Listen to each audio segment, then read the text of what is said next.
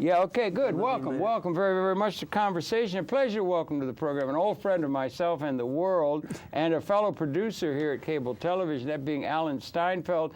And he's a producer of a program that's been running for a long time, decades long, in the public access realm, called New Realities, and he's an intellectual, which is a term that's worthy of paying attention to. It seems to me it tends to be degraded, but he's an intellectual of a high order. And Alan, welcome very, very much to Conversation. I would say intellectual. I like to read, I like to use my mind, but I also know that there's something more to me than my mind. Okay. And this gets us into this idea that we've talked about last time, consciousness. Yeah, right. So you're not your mind. Mm-hmm. The mind is a tool to figure out how things work. And I enjoy using that like a muscle. Yeah. But I also know I am the being that's using the mind. Okay, that's interesting. So look at it this way, Harold. I've had some people, if I may, Fuller, among others, said that he compared the brain. We're coming more and more to how the neurotransmitters and all of that.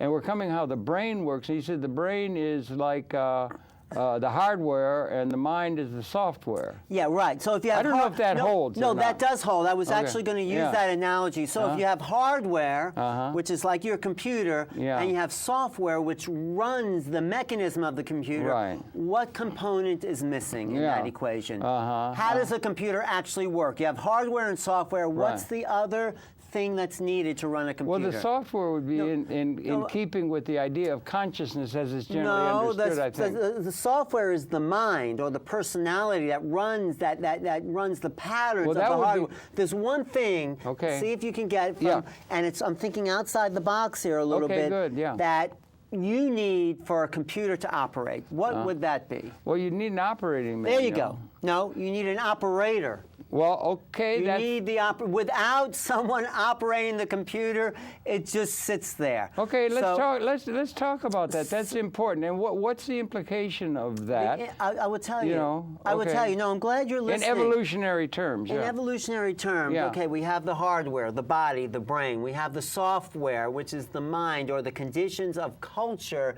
that show us particular patterns of how to work the hardware. That's what I call the software. That's been coded by our culture, which includes education, family, upbringing.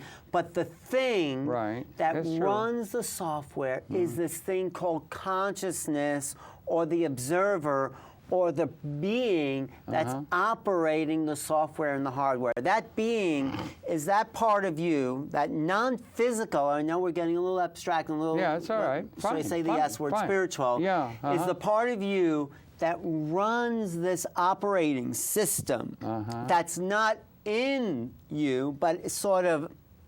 It's the essence of you. That is consciousness. Okay, well, consciousness, I looked it up on Wikipedia, and I'm happy that Wikipedia went down yesterday because they're protesting and all that. But it looked it up, and it said they're still trying to define what it is. Right. And it's sort of an abstract thing, and it's still not, Tom, you got John Locke and all kinds of people tried to, or philosophers have tried to understand. I know, it's not about philosophy. No. Now, let me give you an example that Deepak Chopra, who's been on my show, who I admire as a speaker and someone who's able to put together concepts that are bridging science and consciousness. Very good. He says, okay, if you close your eyes. Yeah, I'll do it. Okay, close your eyes, Harold. They're closed, Now watch your mind. Watch the thoughts that are running through your mind. Can you watch the thoughts? Well, sort of, it's a little black. No, but just watch. You watch the thoughts. You'll see, oh, what about this? I want to ask that. Now, you're watching the thoughts. Ask me when I say watch it. Am I watching it like a film? You're seeing images? You're seeing images, and you're also hearing things. You are the listener. Well, I'm hearing because you're talking. No, but listen to your own mind. Well, okay, yeah. Are you listening to your own mind? Well, I'm trying, but you keep talking. Okay, go ahead. Listen. You distract me with Okay, go ahead. words. Listen. I'll be quiet for a second. Okay, yeah, okay. Okay, I'm afraid it's come into things that have to do with my schedule for the day, which is pretty mundane. Okay, but no, that's good that you got that part. Right, yeah. You were the listener. You were not the things that were bringing up that list of things you have to do. So there's a distinction between you as conscious being listener and the thoughts themselves. Does an amoeba have consciousness? Is But consciousness Howard, inherent in evolution? just let's see if we can stay with this point right now. All right. You were listening to the thoughts. The Right. thoughts were going through your head. Yeah. You were the listener. You weren't the thoughts. The thoughts are the software of the pattern. Right. And the listener is consciousness observing the software in the hardware mechanism. Yeah, of the brain. that's very interesting, isn't it? Inherently, that's So interesting. you being the listener, is bigger than the vehicle of thought. I wonder if we could see? try to break it down or something in a kind of way, because how do we deal with that question in terms of it's another level or it's another area of understanding. Consciousness of that is I had reference when you brought it up. I have reference. You know, I like Bucky Fuller, as I think most intellectuals, comprehensivist intellectuals, would cotton on to a lot of what he said. And one of the major things that he tried to come up with, particularly toward the end of his life and everything, he wanted to come up with what is called like an operating manual for Spaceship Earth. I have that book. Yeah, yeah, and a major thing. Now, an operating manual is that you've got a larger context within understanding the human condition or the evolutionary process, perhaps, within a larger context than the normal perception, which is reductionist, and you got a larger perception. But there's also an alteration in temporal or time frame. Right. Those are all very important points. Those are things that seem to me work, because the operating manual would be something that we do not have that's adequate to a larger understanding of the evolutionary But we do have process. it if we drop into that place of peace and have we always had quiet. it as human beings? We've always had it, but we've ignored it. This is what the great mystics have talked about. This is what the perennial wisdom, this is what the ancient shamanic cultures around the world knew. They had the operating system. The operating system was their connection to the earth and intuition. I think Bucky Fuller was not so much an intellectual as a mystic, as someone who used his creative potential to bring civilization to another level. Well, I would That's suggest important. a lot of assumptions you made and what you just said ought to be examined. Okay? Because it seems to me that the distinction between mankind and the other creatures are dealt with in evolutionary terms. It's a biological relationship we have to the ecology or to the other existing forms of life and so forth, or the larger context, and that could go into physics and things like that. But that's also done within a time frame.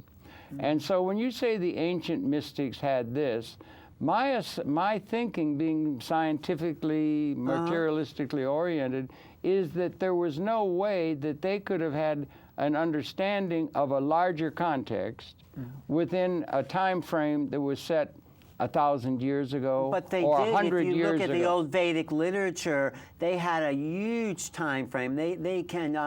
They were into, I mean, especially in the Hindu civilization, they were into calendars that went back millions of years in their counting. So did the Mayans. No, but what I'm talking about is Their time frame. Let me make another tank at it. Okay. I'm of the opinion that we live now, that is the human society, within the larger expanse of the universe. This universe, which might be, Brian Greene tells us, parallel universes, the string theory, which is very elegant mathematics. There may be alternate universes that we're connected by wormholes and that kind of thing. Well, I just want to go out to get to some possibly important variables. That was what they would do in terms of intellectually understanding the context of the existence of consciousness or that's state why of I'm mind. not really an intellectual, because I believe there's other ways of knowing besides the intellect. Well, all right, and I believe this is what coming into oneself, at peace with oneself, and finding that the universe lives inside you. Well, Harold. okay, that's another aspect. That's not intellectual. Well, okay. That's a knowing. It's what the Gnostics called gnosis. You know, Right, that's what right. the word K-N-O-W, to know, came from the gnosis. Gnostic, right. I understand. I mean, I'm And aware so the of it. knowing was the knowing that one was an infinite divine being. Well, I know that's you not see, in your you're vocabulary. using terms. You're using Okay, terms. how about just that one is an infinite being? No. I'm sorry. I'm trying to make a premise, and you keep Okay, bringing go ahead. up your No, premise go, I'm that you listening. want to include Okay, that no, within it. okay, I'll listen to I'd your rather premise. listen What's to your it premise? intellectually. Well, the premise in a certain pragmatic sense is that this is not your normal time. That is, by I say this, I mean the year 2012. Okay, I agree Or with that. particularly, in my way of seeing things, that we're coming into we're having read Eldridge and Stephen Jay Gould and so forth, and the means by which there's qualitative transformation in the levels of knowing through the evolutionary process. And you could say, I just was setting the parameters of whether or not second law of thermodynamics hold. The systems move toward entropy. It doesn't hold for me, because life, it moves towards complexity. Well, and life and the systems of the universe are open systems. We don't know if they're Entropy- open or closed. That's well, the point. if we if look I at may, life, let me make the point, okay, Alan, I'm just or you gonna- keep interrupting. No, go ahead, make your Okay, point, make the because you point. go No, these asides. Let's no, stick to there's the not point. an aside. Okay, let's stick it's to a the grounding in the, Okay. in the knowing of the. You go out to the limits of our knowledge of things, and every day, Alan, there comes over the transom a new breakthrough in every branch of understanding and knowing intellectually the reality. Okay, the new realities that are emerging. Okay. And that's coming in a like a quickening in a pregnancy now, in the time in which you and I sit here and talk. So I'm trying to make a case for the fact that this is not your normal time, historically looking back 200,000 years. Okay, I agree. This, and I don't mean this from the time of Christ or something No, like that. I mean this year, this now, this month. And I just wanted to make the point that with string theory, it supersedes quantum mechanics, it supersedes unified field theory, if the mathematics are correct, and it may be, they got to test it with the accelerator and everything, but we don't know even if this universe is one, or is this universe one of parallel universes? So we don't know if it is a closed or open system. That's still open to synergistic consideration of intellectual comprehensiveness. All right. Okay, so that makes it a little different Okay, about any, and what I'm not looking for is anything that is absolute in terms of absolute questions of the way things are set up. That's the point. It's synergetic, and existence is synergetic. There's behavior of systems more than the sum of the parts of a maximally engaged system. Absolutely. Okay, so from that standpoint, you're very humble. It's very humbling because you don't have any absolutes. Well, the Now, absolute one thing is that like life, divine this and that. life, if we look at evolution, Yeah, that's seems good. to evolve towards complexity, right? We Well, take there a would be. No. simple cells, and they form groups of cells that become, you know, multicellular organisms. I know, it's amazing. Well, that is That's about Harold, that is the opposite of entropy, which shows me that the universe and life itself is an open system of ongoing creativity. Well, that may or may not be open. That's the point. Synergy says it may be open, it may not. We have to. That's why you want to get out to the limits of the thing, even onto parallel universes, and get down to the second law of thermodynamics, if that holds or not. If it is an open or closed system, that's the thing. Well, if you look at then how do you explain life if it's a closed system? The only that way means you can that the single cell would have to degenerate and eventually disappear, giving no life. The point, what it is, to be synergetic is to be humble. To be synergetic is to be that there's a behavior of systems more than the sum of the parts, which means we don't know. There's nothing that we can have that is absolute. It's against absolutism. That doesn't mean because something's synergistic doesn't mean we can't know. No, we can know. We can't know absolutely. That's the point. That's exactly the point. There are no absolutes. It's synergetic, the evolutionary process in universe. I'll make that point. So I know maybe we could get back. I take a stab at moving in this direction. I'm not saying I'm absolutely no, but it's all the evidence that I've seen from all the evolutionary scientists. That's what I'd like to talk about. Like that. Bruce Lipton. Yeah, that's right. You have a really good piece with him. I do have a good piece with him. Seems to say, from a biological point, that the universe is an open system of ongoing creativity that adds to the complexity of form and knowledge. Right, that's true, the complexity included. But let's begin with that in terms of the understanding. So do we agree in terms of that? There's a fellow in New York, I don't know, once we get to organic evolution out of we're 4.5 billion years this planet, and we got the beginnings of what was to become organic evolution. And what an amazing thing. I think the surface temperature of the sun is 5,700 What's degrees. Your point, Harold? Let me make the point.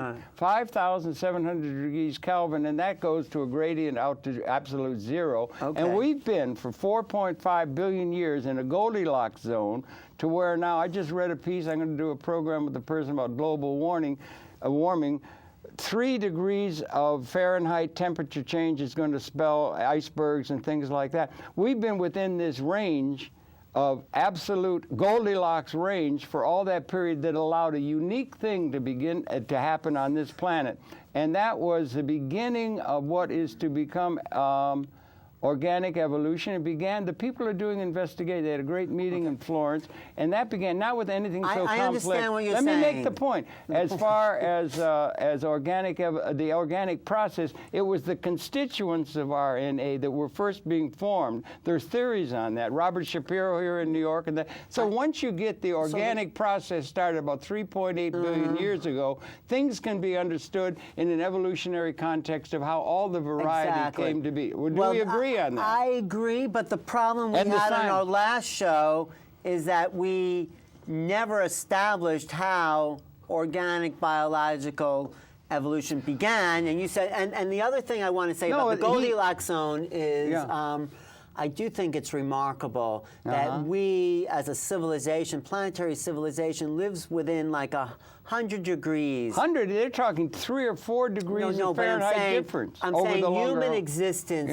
functions anywhere like Fahrenheit between 32 degrees and 90. 200 or 212. Comfortably. No, comfortably. Yeah, oh, right. Comfortably. We, if it gets below even 40 or above 80, so let's say there's really 40 degrees that human beings are comfortable in. Within, if you look at the cosmos, how incredibly cold or incredibly hot it can be, and we complain if there's a range beyond this 40 degrees of our own little Goldilocks zone. So what a unique thing. Could it be that consciousness somehow is a stabilizing factor in maintaining human existence within that 40 degrees of livability? Well, that's fine. That could that has to be synergetically. That has to be held out as a possibility. All right, thank you. And it's been coming up in a lot of our philosophy. And then it has to be held up. There's nothing absolute. There's no absolutes. That's the point. So that's a possibility. And we've got all kinds of wisdom schools that have addressed that. And then we get once you get to the evolutionary process, you can understand the development of the various life forms without any divine or anything. But the key point there is once you get to the evolution. Now, that's not such a small. No, excuse me. There are people. I said they are making progress. We are waking from ignorance. We've been 200,000 years in a state of ignorance to which we are awakening. No one, to talk about definitive statement or absolutes, no one seems to have come up with that leap between inorganic matter and I'm organic trying to tell matter. you, there's a number of people, like one is very here right in New York, Robert Shapiro. What made inorganic matter organic? Well, okay, listen. Okay, just stop for a minute and think. They're zeroing in on how it wasn't. You had to get right back to the constituents of RNA. How they're coming down to understanding how that is done. They're very close to understanding how that process got started at a very elementary level. Okay, so they're learning in intellectual terms what it was, scientific if you want to call it. They're learning how it happened. Okay. Now, what they do, once they get to there, and then you finally get RNA, then you get to DNA, and then you get to evolution, then you can understand everything intellectually without projecting some consciousness that created it. Once you get to organic matter, evolution, they're close to it. Evolution follows its own laws Thank you. Okay, that's a good point for our. Okay, and once you get to there, and that doesn't have to be informed or created. Why nothing looks like an elephant. It was just a paper I wrote about evolution. Okay, well, you understand evolution. You know I that. understand Okay, evolution, but the mechanisms of evolution are not necessarily Darwinian. That's another discussion. That's another discussion. You get into all kinds of reductionist things, but I wonder if we could get a Lamarckian. Okay, well, that's interesting. Which means, so basically our disagreement or agreement comes down to consciousness create organic evolution, or did organic evolution create consciousness? Well, this is the polarities we're coming from, there's right? another polarity. It was, who was it? It was polarity. Kipling who said east is east and west is west. And we have two main divisions along those lines. It's east and west. And we have the Vedics assume consciousness, that the material came out of consciousness, and the West assumes that material evolution or material development created consciousness, and that's a division that's east and west. It's a traditional one. You got the Vedic and the east. Okay, we understand that? I understand. Okay, that's what I said. I'm coming at it from the west. Okay, you're coming at it from the west. I'm trying to kind of come at it I'm trying to integrate it somehow. But I'm trying to see all of the integration within a synergetic context, that it's emerging, and there are no absolutes. It's not absolute east or absolute west. There's no absolute anything. There's no absolute anything except a process that's taking place in time. And if we take it in time, there's no way that people in the past, and that, do we agree, or can you and I agree, that, let's say it materialistically, or from a scientific Western tradition, which seems to be the reigning paradigm in science, there's other things, but the other schools, the wisdom schools, are of another order of consideration,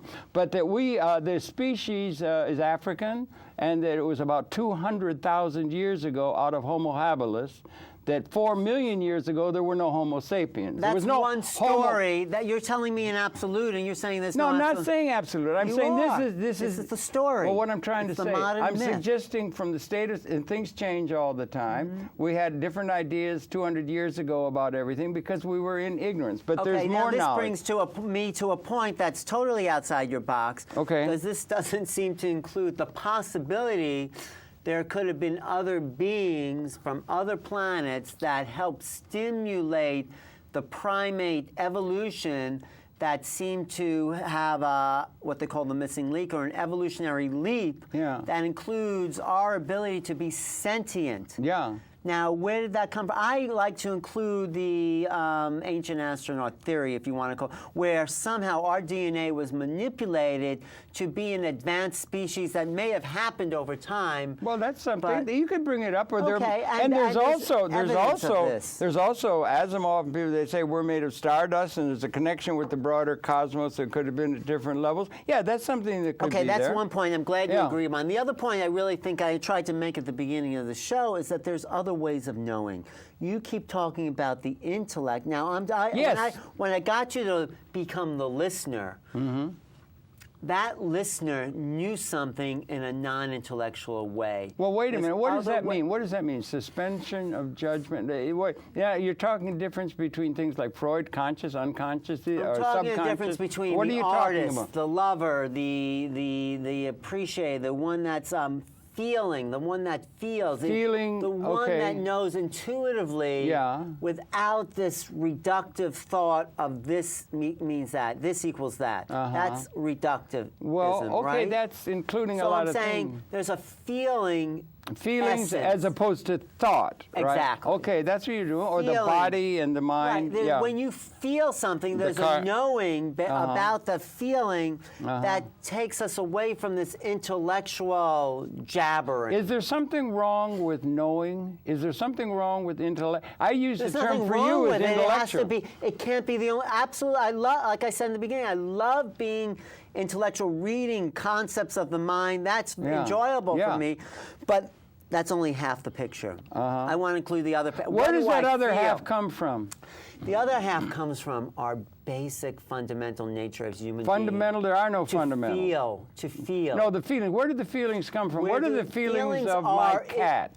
The cat have feelings. No, do the dogs forget the cat. Let's talk about your feelings. Well, okay. When you love somebody, when you care for them, when you're sensitive, when you cry, when you laugh. Those are beautiful feelings that have no intellectual value. Well, I'm sorry. It's too absolutist for me. I remember I remember doing a program with B.F. Skinner, behavioralist, right? And he wrote a book one time, Beyond Freedom and Justice or something. He wrote a thing like that, of feelings and that, because those things are things that are, you could have a complexity of culturalization and of nurturing and all kinds of things that it could have demonstrated or could have created. Also, the environmental context. I did a program with a Holocaust survivor. Mr. Schwartz, a beautiful man. He just was back in Germany. They're making a major German television. And he said that he was in both Dachau and Auschwitz, and that the people who were there, that they lost. He said one of the things, they all got together. They were doing it. And they said the thing that was lost is, and he was admitting to it in a way. He said, we lost absolutely any feeling of empathy for the people who were being killed. That we lost that under the conditions of absolute need to just have function on survival. So that is a thing that would inform some of these other kinds of things that we call, but it's coming out of either genetic makeup or nurture, and it could be explained within, or it could be attempted to be explained within intellectual understanding without resorting to something other than the evolutionary but process. Don't be an absolutist. No, there's no absolutist in that. So there could be other mechanisms to explain this empathy. What would those other mechanisms be? You suggested something from outside. That has been over the long haul. And remember, one of the things that we can intuit, I guess, and we have to do some of that, one of the major books of Fuller was Intuition. That was a major poem on... How do you explain that then? Intellectually. Intellectually. You can't explain intuition intellectually. Well, you could read, it's an epic poem on industrialization and so forth. But anyway, the point being is that you can deal with these things that way, and you can get to that point, and that we agreed on one thing, this is a time of qualitative transformation in the evolution of understanding. Now, I don't want to say that to understand or to understand intellectually what is going on, that the researchings that we're doing and so forth is somehow evil or bad or something, or there's something else, or the other things come out of something else. But I'll give you a model. No, a possibility is that these things, I don't know what you're talking about. You say the possibility there's some thing from outer space or something? Well, I'm just saying or that has helped our evolution. The big one that's been there, of course, has been that there's a God, or there's a creator force that does it. If you say the word God, that gets caught up in religion and dogma, and then we don't want to go there. No, but we were, just understand. But I want to give you an example of feelings that maybe you'll understand. What are you trying to separate feelings from intellect? Yes. Or you want to do that for some reason? I want to do it because who we are as feeling beings is a way of knowing that doesn't include intellectual knowledge. That's too fundamentalist for me. You're making a division. I'm saying your feelings, your ability to love. You think that doesn't come out of anything intellectual, or the intellectual? The intellectual is the development of thoughts and ideas. The feeling sense is our core being. Well, wait a minute. Now, feelings, I suppose feelings are something that I think, I just saw a beautiful nature thing on tigers. I was watching the tiger walk. It was tiger, shining bright, and Blake and all that. They have feelings. I don't know what they do, but I'm talking about you. Salmon has feelings. I'm talking about you as a human being. Well, okay, you want to make that distinction for some reason. I'm talking about you but as we a emerge, human being. Okay. Your feelings. Well, okay. And you're caring, and I think you are a very caring person because you are very concerned about the welfare of the planet and of individuals. I'm very concerned. Your friend. That concern is not an intellectual. That precedes. I don't want to differ. I think it's too simplistic to say that it's separate. Empathy and the most important kinds of things that are part of human consciousness is a complexity of various things that create that. Okay. It's not one or the other. I'll tell you. There's a model called mirror neurons that you might enjoy. You know what mirror neurons are? There was an experiment done with monkeys. They were seeing what part of the brain. Is this Rupert Sheldrake? No, it's before. It was more scientific. Rupert Sheldrake's out of sight. It wasn't Rupert Sheldrake. Rupert Sheldrake's a mystic. Yeah, he's really interesting. They get monkeys do something in Africa and they pick it up in Australia. But that's not what I'm talking about. That's called the hunter's monkey. Morphic resonancy, and they it call wasn't Sheldrake's original idea. He hooked onto that. Yeah, we learn from others. What I'm talking about is, and we mirror neurons. So when a monkey would pick up something, another monkey would watch it, and they'd be, every time this monkey touched it, it would be electrocuted or shocked. Now, the monkey watching this monkey would also react to this other monkey being shot, as if there was what they call mirror neurons. There was neurons in the brain that empathized with the monkey that was being shocked. That's interesting. That is interesting. It also happened when a human being actually touched that. Why the not? monkey. The human being reacted, and the monkey also. Cross-species. Yes, and so there was further developments in this that showed us that when you feel something, I'm also feeling. I look at the facial expressions you're having. Oh, absolutely. There's a resonance in our brain waves. Thank you. I think everything is resonance. Right, and the resonance cannot be explained intellectually. It's a feeling. Well, sense. why you want to take intellectualism out of it, I don't quite understand. I think feeling presupposes it's underneath the intellectual. On top of it, and you're saying that's all there is. I'm saying there's something. That's all there is. I'm saying there's something else. So I'm saying the ability Alan, for us why are you putting words in my thoughts? There's not. This is what I'm feeling. We about are what you're complexity. Saying. We're a complexity. We have the Olympic. That's why we have to go beyond intellect. Well, we have the reptilian core. We have all of that's evolved. The evolutionary process. All of it's contained within it. We understand that. So the mirror neurons creates a neurological model for empathy. Is what I'm saying. Well, okay, the fact fine. That I'm feeling what you're feeling, or I can look at a picture of you. That's good. That makes. I'm really glad. Feeling sense of human beings, a core constituent of who we are. Okay, very good, very good. I'm all for that. I think it's great that we know now knowledge. We have these mirror things. We have a way of doing it. We can test it. We can do it. That doesn't mean that there is something different from the evolutionary process. It's a complexity. It's not different. It's a complexity. It's included. You're trying to put. Now, we've been blessed or cursed. That it seems to me. Forgive me, right? I'm just looking at things comprehensively in a systems way and everything. We, as Homo sapiens species, compared to, let's say, Lucy or Australopithecine, okay, or whatever came before that, we came up the hominoid line. And we were, and I would say the best, Stringer and other things, the best, it varies a little, but it's about 200,000 years ago that from Homo habilis, the Homo sapiens species appeared. And we're all African, and we all come as 10,000 generations. That's one story that you can choose to believe or not. Don't be absolute in that story. I'm not absolute in anything. That may or may not be true. Yeah, thank you. I'm happy to hear you say that, rather than the That is a story anthropologists have pieced together based on evidence they found. And evidence, and we're growing more and more. Now, I'm happy to hear you say it may or may not. That's what I'd like you to hear about things from outer space and God. I'm open to that, too. Okay, good. That's synergy. It may or may not be. No absolutes. There are no absolutes. Okay? And all there is resonancy between interaccommodating systems of resonating synergistic relationship between matter and in the universe. But 200,000 years, it may vary, but it's about that. And now what we were saying, you and I sitting here, what I was getting you to say is that was an evolutionary process that can be explained without being absolutist at all or reductionist in evolution, in intellectual terms, that we were not able to do in the past, but we were cursed or blessed with a self-reflective consciousness that made it possible for us to consider things like, what's it all about? You see, what is this world about? It's, I don't think you can ask what it's about.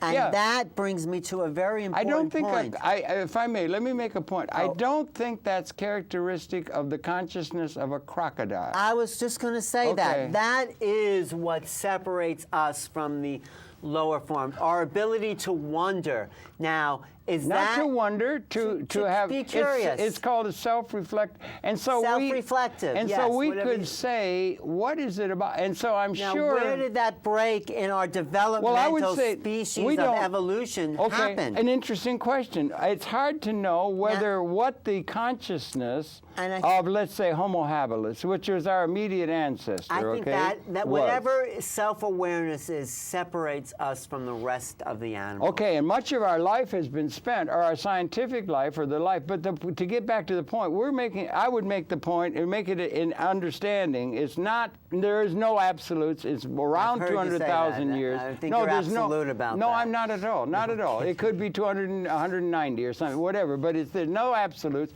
But that this generation. And I did a program with Isaac Asimov. So this, let's just say 200,000 years. Generation. If you take it for about 20 years for a generation, most of the time we were running away from cats. We were prey who could run faster and eat us, and so forth. But that would be 10,000 generations.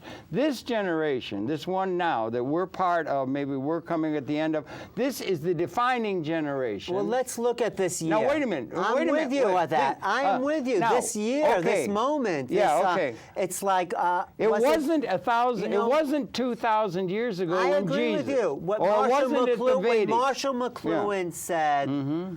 The world is a global village in 1960s. In the 1960s, nobody knew what he meant. I did. I had a very clear understanding. No one understood. James Joyce knew well what he was talking about. But now everybody knows. Maybe you were one of the few. Now everybody knows that the world is a global village. We're interconnected with each other. So let's take now, this year, 2012, and let's see what the maximum potential of all the technology, all the intellectualism. That is called, in terms of Bucky Fuller, that's called an operating manual for spaceship Earth. We don't have one. Well, I think we have projections of things. This is why I think we have to go back to the intuitive sense of who we are.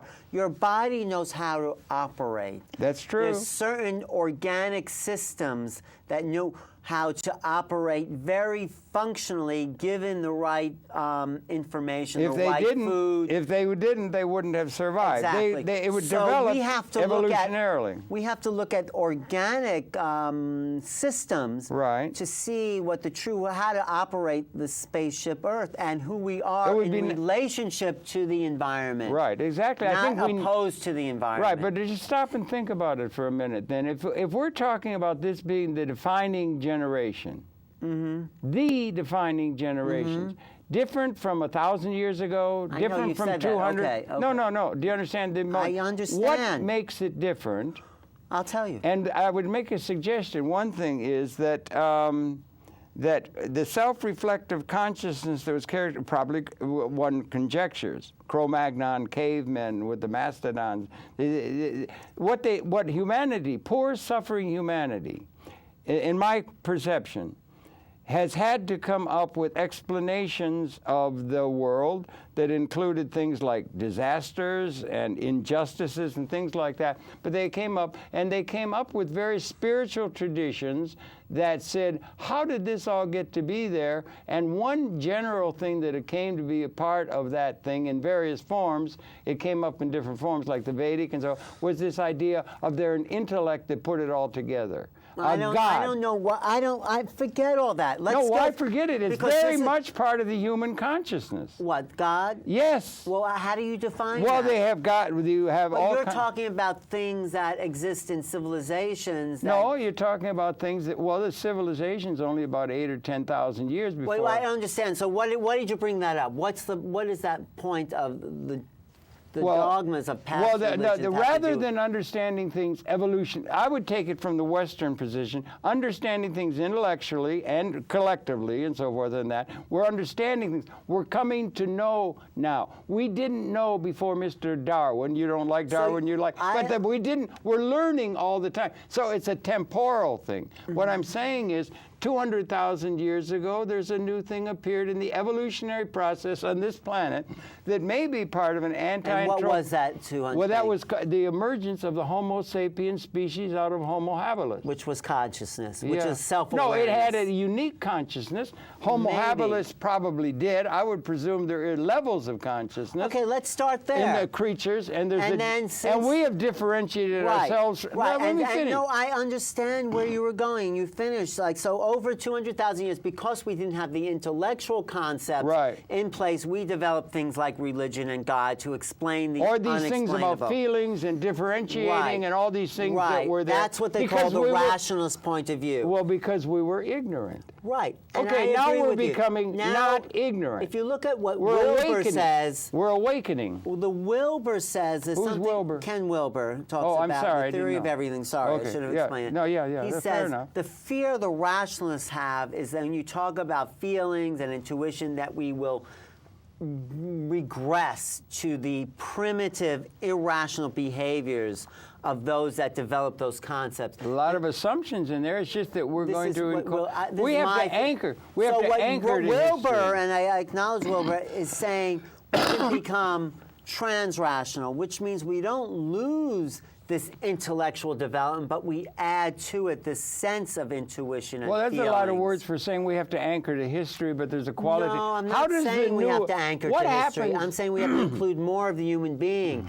Intellectual development got us in the mess we are in. Well, that's an assumption. Disconnecting us from the environment. The feeling, intuitive nature of who we truly are can connect us back to the environment. Okay, that's an assumption that's there in the ecological movement, a lot of that. Now, we can get up to the contemporary moment and so forth. But we made a premise. We made a premise that this is the defining generation in evolutionary terms. We are in agreement with that. We are. Okay? Okay, that's a huge notion.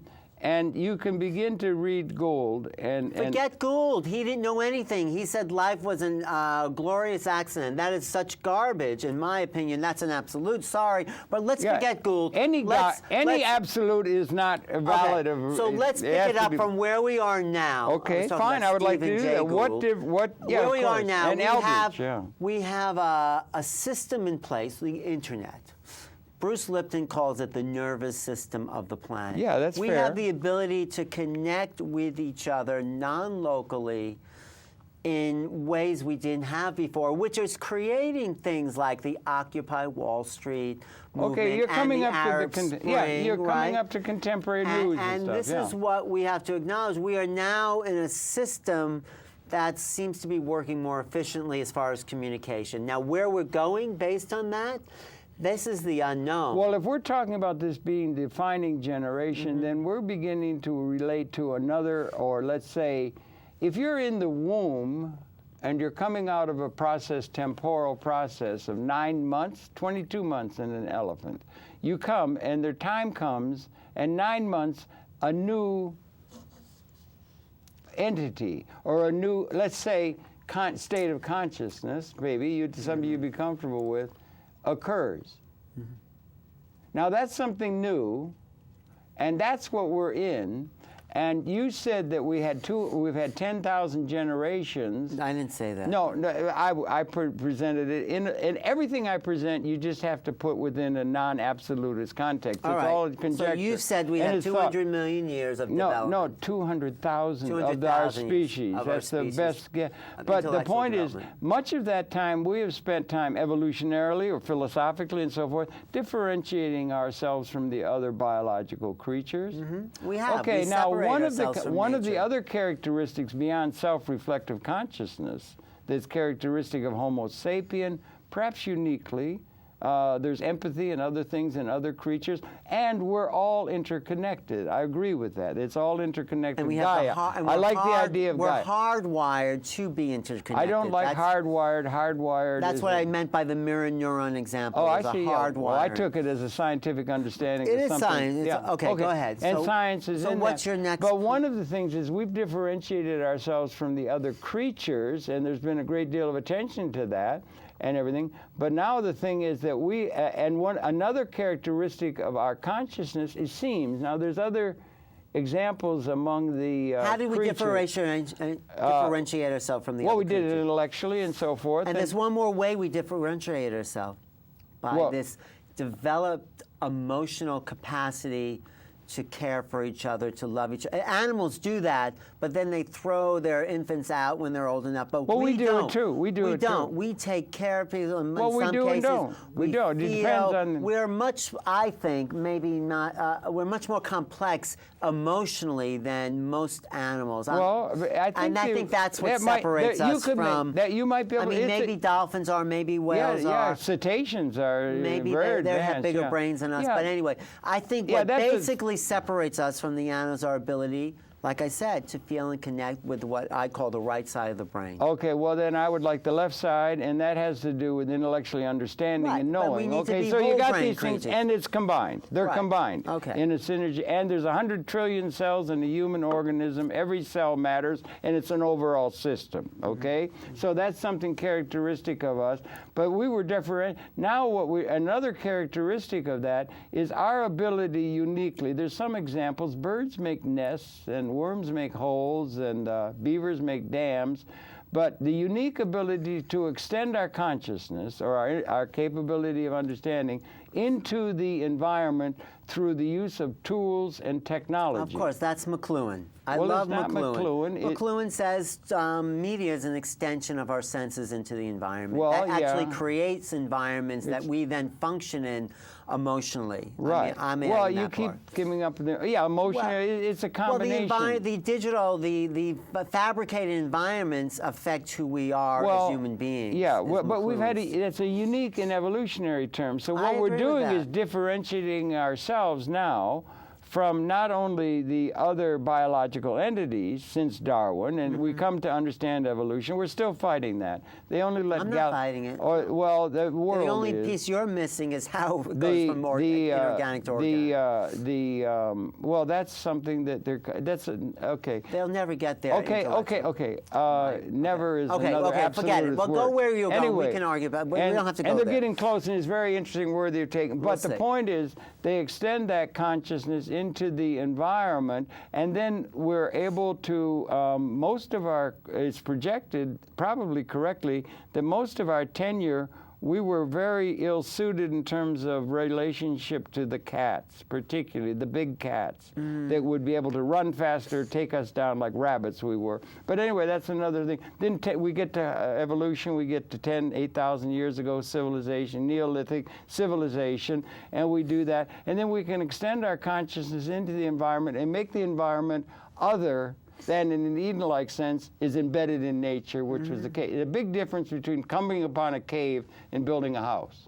You can make I'm the with you. environment So different. what's the So point? that's a differentiation that's That's a happening now. differentiation. And then you can get down to things like you were talking about in the news and all that sort of thing. But let me ask you a question, because I think the fundamental difference between me and you is not where the source of consciousness is or what came first, but I'm asking you, do you think, and I might presume the answer, that consciousness or this ability to listen when you were listening exists outside the physical structure? Is it possible? I think it's a combination. There's a combination of things. Empathy is important. All of those things, love and all those things are really important things that are part of the human conscience. But the point being, if I may, is that the extension of that consciousness is through tools and technology, and that's what has been unique. That's what built I agree cathedrals. with you there, that but that's built not what I'm water asking. systems. That built. No, I totally agree. I'm with you on the developmental aspect of our technology. Well, you brought up as Occupy extension. Wall Street and right, news. and I think this is what we're talking about this year being critical because What everything's makes coming this- online. okay. But I was going in a slightly different direction just to see where you were with this when I asked Well, let you, me does make the consciousness... I'm almost there. Let me make the Okay. point about the extended consciousness. The extended consciousness has been, since civilization, you would have political classes and class systems, and you would have slaves. It's always been slavery. by the powerful few, and the advantages of the technology were taken to be by the political class du jour, up through history. James Joyce's line, history is a nightmare of injustice from which we're attempting to awaken. Are we maybe awakening from a technologically augmented capability that was based upon scarcity, that was the context in which these systems evolved, and how can we get at, but they got since 1960, scarcity has been transcended. We have enough food wait a minute. to feed Wait the a minute. planet. Wait a minute. Now you're making a big jump that I'm very happy to hear. But what I'm suggesting is that it was led by, like I've said in other cases, other programs, the Medicis liked Da Vinci, not because he painted beautifully or had all the goods of civilization or anything, but he made a siege machine that gave them an advantage over the other tribe. You go and you have an ability to go and conquer the other tribe, steal their grain, inculcate them with your philosophy, set up a political system that makes your tribe strong against the others. It's called, in the real world, realpolitik. It still holds in terms of the way the world is structured. Okay, now I'm with you on all that. No, I get to the point of Da Vinci, of diversion,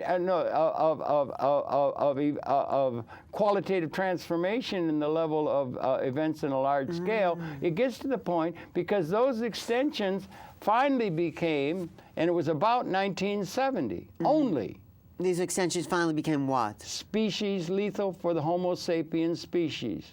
Right. Modeling shows that. Now, wait a minute. Wait a minute. That's an existential new reality in universe. I know, but I mean, We're trying to get that will always exist, the potentials of war and destruction. No. I know that the planet can be destroyed. No, the planet can't. No, I mean, be precise. Whoever you want to Only call it. humanity. Humanity is the leading edge of consciousness. You can go down that road. We hit that wall in the 1960s, right, with the Cold War, didn't we? Well, we had the 60s. But I'm going in another direction. You said that. Let's talk about Da Vinci. No, Da Vinci. Let's talk about what I want to finish that though, because there is the point. We're trying to get to a point. I'm coming at it from a materialistic, scientific, Western perspective of understanding materialism bringing to consciousness. Okay. And that there's something new emerging in this time. Yes. A new reality. Okay, that kind of thing. A new capability. That's level. In the Second World War, we were impotent at destroying the species. That recently, I was born then. Okay, we're getting at something. What's different? That's an existential. Okay, so what about it? So what? We can destroy the species. Okay. No, yeah, but the uniqueness of it, of this moment. Okay, but if you can dwell there, you can say, can we evolve together as a new species and create realities? Wait a minute, now you're using big words. Potentiality, of abundance, of feeding the planet. Well, now you're getting to something that there is modeling that shows. This is what I'm interested in. Okay. You can go those points, but that's... we're trying to get at something, aren't we? Okay. Is there a new reality? Well, and what are we? are we talking about a new political system or a new tax rate or something? We're talking about a new way of thinking. Okay, thank you. That's what we're trying to get to. A new way of understanding who we are make as human the distinction beings. that the thing that is different. I'm coming from the Western. The thing that is different. Yes. Evolution. Yes. Okay. Evolution. Science. Okay. And secularism and these kind of things. In evolution, in science, in the history of humanity, you know what we have to include? We have to include art. That goes back. What is the purpose of art? What does music do to you? How does colors affect you? What is the purpose of human civilization, Well, Harold? those are the goods of civilization. What's the purpose of it? Is it just to feed people, or is it to flourish? Well, thank you. You're really getting to the point that I'm trying to make. On those are all what are called the goods of civilization. The purpose of it, in my understanding, is to feel our capacity to love, be human, appreciate, and to enjoy human existence. Okay, That's the purpose of it. Stop. I will go back to that thing with Mr. Schwartz and the history. The history of the world is one of injustice. That's always one history of the world. Oh, no, that's the history of the world. No, don't be absolute. Okay, you're right. But writ large and as a pattern. That's not the history of the world, not one of injustice. You can look at history of the world as one of the arts establishing greater and greater capacity to live at peace with our environment. Okay, now listen, let's stop on that. The thing on the one side is the destructive possibility. That's realpolitik. That's still in the saddle in terms of world politics and the way it's set up. Yes, it's we also don't want to ignore that, okay, but we don't want to dwell on it. No, but it's there. Okay. We're just now about ready to bomb Iran or something. Okay, that's another, hold that off. But on the other side, in terms of a yin-yang or something like out of the East and that, is that we have, according to much important intellectual modeling, without... Don't be absolute with intellectual, okay, but go ahead. Where are you going? Intellectual modeling that we have, and Fuller was one of the leading ones, there were others, you'd be aware of it, we have, at a certain level, gotten to the point where there are more human society, the whole of world society, through technological advancement, we have gotten to the point where there are more haves at a level of capability. You have to have a definition of terms, obviously, but more haves than have-nots. Okay. And that came... That was maybe projected. If you Let me look finish. at the 99%. Let me finish. The level of capability. Okay. It's a level. It's a latent capability of providing for everyone that there were more haves than 50%. And what's the purpose of the point of bringing this up civilization? is that modeling shows that we crossed that 50% mark for the whole of the world society. Yes. Not in the year 2000, in the year 1970. Okay. Two things occurred. We were transcending material scarcity. Okay. All of our institutions were formulated within a condition of scarcity. For one to win, the other had to lose. Okay, I'm We've with transcended you. those. I'm with you. I've heard and that it's point. never mentioned.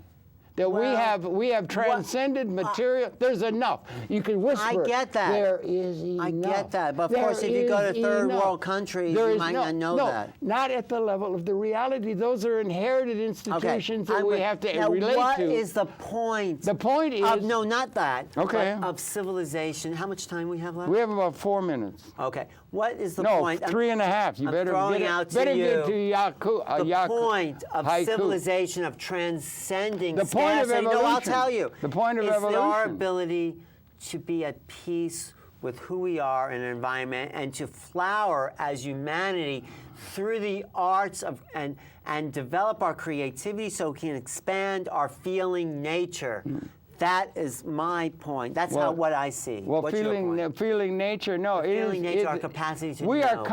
are coming, the qualitative transformation that we can now understand intellectually and so forth is now, and it is a capability. And so all of our inherited institutions were developed. All of our notions, no, wait a minute, stop. To bring us where? No, What's we're developed within a context of scarcity. Okay, there's not enough. We got that. So what's the end point? Where's consciousness bringing us? Well, one of the things that would be nice, intellectually, you can deal with, it's capability. It's latent. To do what? To create, we have a capability we've not had historically. To do what? To create a situation where there can be enough for all and the ecology within a context of enough for good all design, to do doing more with less, that we have transcended scarcity. There is enough. To do what? When we to have a world, what is the... To okay, do what? rather than, and I would suggest, we have a capability before us now as a Homo But with all this abundance, let me make the point. Well, you put it as a pattern. You do it as a pattern.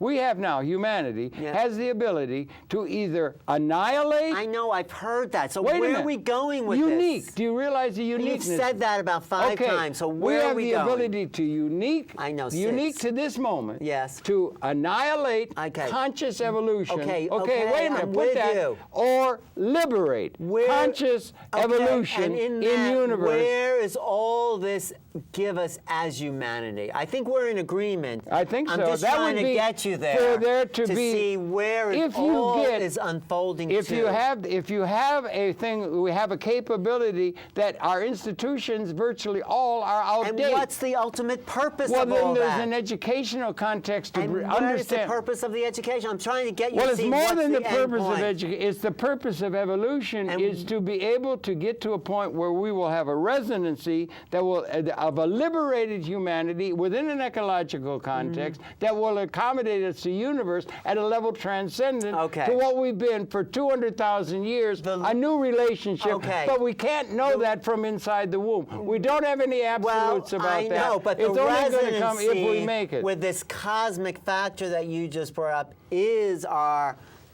end goal as developmental human beings to vibrate or to exist on a higher level in touch with a greater world. But we that don't know what gives- that is. Well, we don't know it intellectually, but we know we it don't know it from at all. intuitively. We can't know that. We know it in a feeling sense. Well, this is where we synergy is the disagree. behavior of systems unpredicted by the sum of the parts and all the things we Synergy, put. you know what the thing about synergy? We only got 20 seconds, It's quick. the feeling nature that gives us the understanding of what synergy is all about. It's unknown to the intellect. That's what it means. Well, in my whatever. understanding. It's a very exciting time. Alan, Thank his you, show Harold. is new realities. You ought to pick up on it. There's new realities emerging. One would hope. I think it Well, would I be think better. we've come closer But- in agreement on this show But we than have we have in the we past. have to understand that our institutions were formulated when the context has been qualitatively transformed at the level of capability. Yeah, but we have to ask and it's why never the institutions mentioned. were formed. It's never mentioned. I know, but you're Okay. still looking at the hardware. Okay, thank you for saying- viewing. We'll be coming back again tomorrow. That's it for now. And thank you, Alan, for the good Okay. work. We begin to touch on things and everything. I think we're speciating. We're coming into a new relationship in the universe that ought to be seen that way. Well, I It's an agree with you. incredibly- I totally agree with you on that.